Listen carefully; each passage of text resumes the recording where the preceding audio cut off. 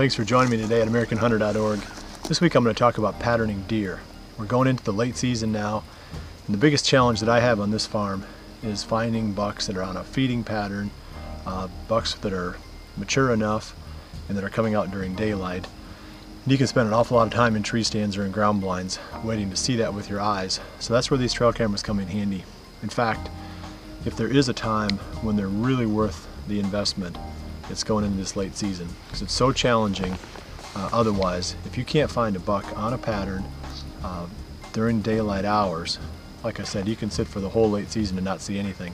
So what I'm going to do today, I'm going to start the process. There's a food plot right around the corner behind me. So my first step is to get the camera out over a little bit of bait, and that's legal here in Iowa.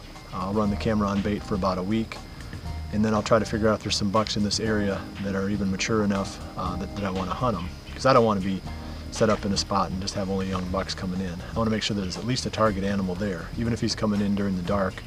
If he's here, then at least I have a place to start. So that's what I'm going to do, get this camera set up, get the corn in front of it, and I'll come back in about a week or so. Actually, I'll probably come back in about 4 days, pull the card, refresh the corn, come back in another 3 or 4 days, and pull the camera and move it right out. And if I haven't got him by then, I'm going to figure he's not coming in here.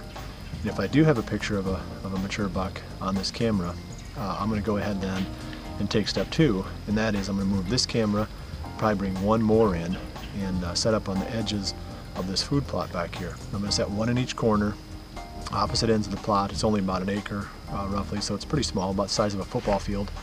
So I can cover the whole thing with 2 cameras. And I'll put the cameras on field scan mode. These are Bushnell cameras, and they've got a mode setting called field scan. And I'll set it so that it'll take a picture every minute for the last hour and a half of each day.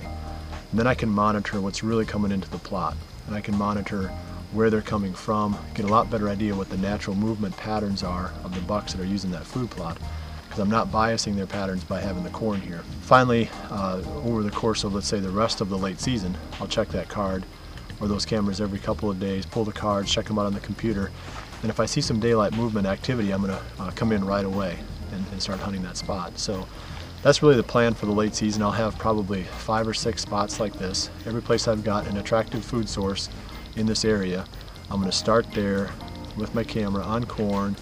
If I can find a shooter, then I'll focus in a little bit more by putting the cameras on the field scan mode and try to get the pattern nailed down from there. So I'll come back again next week, and I'm going to talk about these crazy pants I'm wearing, so you might want to come back and check that out. I appreciate you joining me here for the tip at AmericanHunter.org, and I'll see you right back here again next week.